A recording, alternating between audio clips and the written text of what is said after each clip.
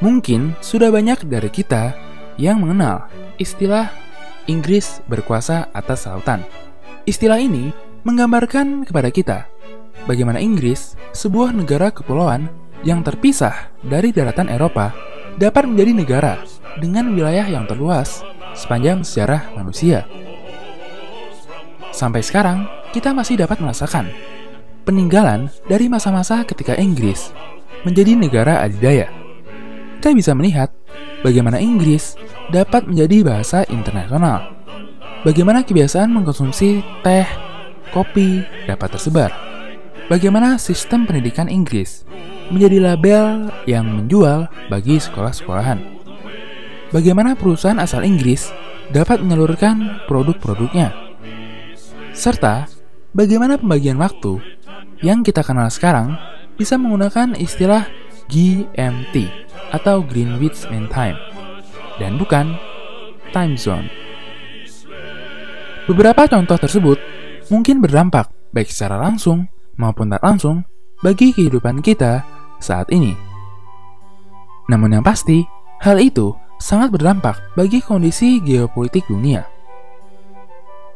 Keberhasilan Inggris dalam mengalahkan Spanish Armada dalam Perang 7 tahun dan kemenangannya dalam Perang Napoleon membuat Inggris dan Royal Navy bukan hanya tidak tertandingi di lautan, namun juga mampu memperluas kekaisarannya. Tidak mengherankan jika Inggris menyandang gelar sebagai suatu negara di mana matahari tidak pernah terbenam. Sekalipun sempat kehilangan 13 koloninya yang di kemudian hari menjadi Amerika Serikat, Inggris mampu mempertahankan kekuasaannya di wilayah lain, khususnya India. Berbekal kepemilikannya atas India dan akses dagang ke Tiongkok, Kekaisaran Inggris seakan memonopoli perdagangan dunia. Dalam berbagai peperangan, siapapun yang berani melawan Inggris harus siap kehilangan akses dalam perdagangan dunia. Hal ini membuat negara-negara yang menjadi lawan Inggris berpikir 2-3 kali sebelum menyatakan perang. Dengan kata lain, Inggris mampu mencekik musuhnya tanpa harus berperang terlebih dahulu. Suatu taktik yang mungkin terkesan licik, namun efektif untuk dipergunakan. Mungkin banyak yang masih bingung dengan istilah mampu mencekik musuhnya tanpa harus berperang. Apa artinya? Sun Tzu pernah berkata, menang tanpa berperang adalah kemenangan yang paling hebat. Mari kita analogikan dengan kisah seperti kota berbenteng yang dikepung oleh musuhnya. Kota tersebut tentu memiliki benteng dan tembok sebagai sarana pelindungannya. Namun, bagaimana dengan tentara dan penduduknya? Mereka yang masih bernafas dan memiliki perut tentu membutuhkan makanan dan minuman untuk menunjang kelangsungan hidupnya. Hal ini dimanfaatkan oleh pasukan penyerang dengan taktik mengepung tanpa menyerang. Dengan hanya mengepung, pihak yang menyerang sudah berhasil memutuskan akses pangan dan air bersih dari kota tersebut. Setelah itu, tinggal menunggu waktu saja sebelum kota tersebut kehabisan cadangan makanannya dan menyerah pada pasukan yang mengepungnya. Berdasarkan hal tersebut, kita mungkin semakin mengenal betapa liciknya sekaligus pintarnya taktik yang digunakan dan dikembangkan oleh Kekaisaran Inggris. Nah, kira-kira gimana ya kalau kamu yang menjadi kepala dari negara yang melawan Inggris? Apakah kamu bisa melawannya? Yang bahkan Napoleon gagal melawannya. Dalam sejarah, kita mungkin mengenal negara yang bernama Prusia. Negara ini beberapa kali menjadi sekutu yang sangat penting bagi Inggris, baik dalam Perang 7 tahun maupun dalam Perang Napoleon, di mana tentara gabungannya berhasil mengalahkan pasukan Napoleon di Waterloo. Sekalipun demikian, memasuki abad ke-20, dunia yang mereka kenal sudah banyak berubah. Prusia misalnya, sudah berhasil menyatukan berbagai wilayah di Eropa Tengah dan mendirikan Kekaisaran Jerman. Dalam waktu yang relatif singkat, ia berhasil berubah menjadi negara yang sangat kuat baik dari segi militer maupun ekonomi. Suatu perubahan yang kelak akan mengubah dunia selamanya. Inggris yang saat itu menyandang gelar sebagai negara adidaya mulai terusik oleh kawan lamanya. Bagaikan Uni Soviet dan Amerika dalam Perang Dingin, atau Amerika dengan Tiongkok pada saat ini. Inggris dan Jerman yang dulu pernah sangat mesra, kini berubah menjadi rival.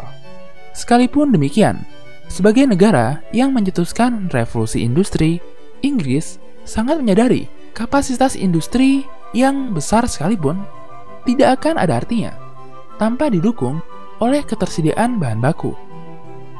Oleh karenanya, ketika Inggris akhirnya berperang dengan Jerman, ia langsung menerapkan taktik andalannya, blokade laut, dengan maksud untuk menekan Jerman dan industrinya maupun kebutuhan pangannya. Jerman bukanlah lawan yang bodoh. Ia memahami bahwa Inggris akan mengambil langkah tersebut. Namun, bagaimana mengalahkannya? Apakah mungkin sebuah negara dapat memenuhi kebutuhannya sendiri tanpa berdagang dengan dunia luar? Menghadapi masalah ini, Jerman menjawabnya dengan dua jawaban: sintetis dan U-boat. Sintetis. Jerman dan industrinya berusaha memproduksi semua kebutuhannya sendiri dengan berbagai kemajuan iptek yang mereka miliki. Ilmuwan-ilmuwan Jerman mulai menghasilkan berbagai penemuan penting, seperti pupuk sintetis maupun berbagai kebutuhan militer lainnya. Mengenai U-boat, jauh lebih unik lagi, khususnya jika dipandang dengan kacamata zaman itu. Kapal selam tentu tidak mampu mengalahkan armada-armada tempur dari Royal Navy yang jumlahnya sedemikian besar. Tapi, kapal selam lebih dari mampu untuk menghajar kapal-kapal dagang dari Inggris. Jerman seakan ngomong gini, emangnya cuma elu yang bisa jalanin blokade laut? Gue juga bisa. Bagi Jerman, blokade laut Inggris dianggap sebagai usaha untuk menghancurkan Jerman dan rakyatnya. Oleh karenanya, Jerman menggunakan cara yang sama untuk mengalahkan Inggris dengan menjalankan taktik unrestricted submarine warfare-nya. Telah melewati blokade laut dari Inggris, armada U-boat dari Jerman mulai menenggelamkan kapal-kapal dagang yang menuju ke Inggris, bahkan tanpa peringatan terlebih dahulu. Hal ini membuat Jerman banyak dikecam oleh berbagai negara yang pada saat itu masih berdagang dengan Inggris. Untuk pertama kalinya dalam sejarah, dengan jumlah yang besar sekalipun, Royal Navy yang dianggap begitu perkasa dan menjadi kebanggaan dari Inggris, kesulitan dalam menjamin keamanan kapal-kapal dagangnya. Mungkin banyak yang merasa, apa sih pentingnya kapal-kapal dagang Inggris? Ya kalau mau ngancurin ya kapal perang lah. Oke, gini guys, berbeda dengan negara-negara Eropa lainnya, Inggris adalah negara kepulauan dengan wilayah jajahan yang sangat luas. Oleh karenanya, kapal-kapal dagang Inggris itu bagaikan aliran darah yang mengantarkan berbagai kebutuhan Inggris dari wilayah jajahannya ke jantung kekaisaran Inggris. Perang kali ini membuat Inggris harus mencicipi racun yang ia sering gunakan untuk mengalahkan musuh-musuhnya. Apa pendapatmu mengenai langkah yang diambil oleh Jerman? Kalau kamu yang menjadi pemimpin dari Jerman atau Inggris, apa yang kamu lakukan untuk mengalahkan negara lawanmu? Hai, bantu kami dalam memproduksi lebih banyak konten sejarah dengan mengklik tombol subscribe. Dan jangan ragu untuk memberikan saran, komentar, atau pertanyaan. Terima kasih.